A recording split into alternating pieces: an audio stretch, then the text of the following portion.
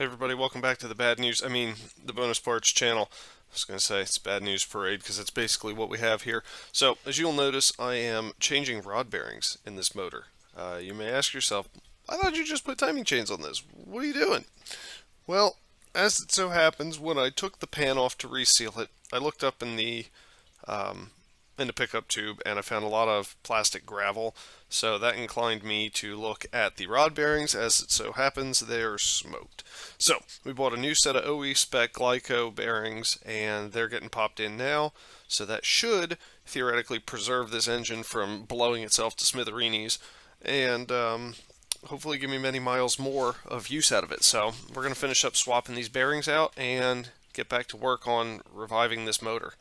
But of course, you know how these things go. So while I had the bearings on order for the rods, I thought to myself, how bad do you think these mains are? So I asked a couple friends and they said, yeah, I would definitely replace the main bearings while you're in there. And I thought, yeah, but then I gotta pull the crank pulley and the front cover, and then I gotta lift the crankshaft off, which means I gotta take all the rod bearings out again, and I'm just not going to do that. So what I did instead is I pulled 6 out of the 7 main caps and I inspected the bearings, and luckily for me, they were all in great shape. So now we're going to get the bolts swapped in here and get everything torqued up and ready to go. So for the main bolts, those are a torque to yield fastener, so they have a torque spec, and then you add an additional angle, which I believe was 90 degrees on these. The rod bolts are the same way. They're also torque to yield, so they're going to get torqued, and we're going to also hit it with an extra angle, and that'll give us our desired crush on the bearings, and everything should be hunky-dory. So we're going to knock that out real fast and continue on with this journey. So now we're going to go ahead and get our oil pan gasket, oil pan on, get everything tightened up, and we'll flip the motor over, and then once that's finished, we'll be able to roll the chassis outside and get this disgusting engine bay finally cleaned up here. So let's go ahead and do that. We're going to crud cutter the bay, and then we're going to power wash it and try to get all the schmutz out of here because this was a very leaky engine. So once given a chance to dry, we'll roll it back inside, and yeah, well, engine's going in. I don't really have time to screw around with this anymore, so we got to get it put together.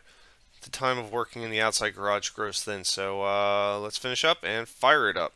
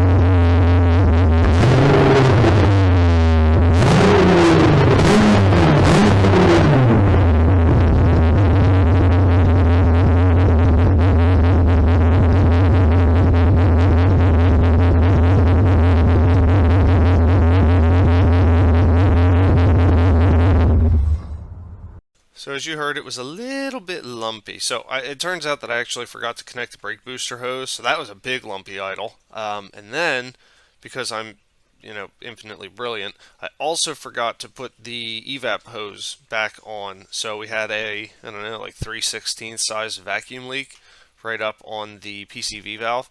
So, whoops-a-daisy. That was a minor miss. But hey, great news. Motor's in. It's nice and quiet. I don't have any weird bearing noise from having hot swapped the rod bearings. There's no chain noise anymore from disintegrated guides. And pretty much we're in good shape. Now, after running this motor, I did end up putting the belt back on and noticed that my power steering pump wobbled like a drunkard. So we're going to have to get a new one of those because it makes a racket. It feels terrible. But, we'll get there when we get there. I'm kind of at the point with this car where I'm not sure whether I'm going to keep it or if I am going to sell it on to someone as a good base for a project, because it is clean, there's no rust, but I just don't know that I feel like dealing with it at this point. So we'll see what happens, guys. That aside, thanks for tuning in. If you made it this far, thanks for watching. If you're new here, consider subscribing. Maybe leave a like. You can leave comments and let me know what I've done wrong, or if you want to buy it, let me know what you want to spend on it. North Carolina car. It's got no rust, clean title, 140,000 miles on it, solid runner. So yeah, let me know.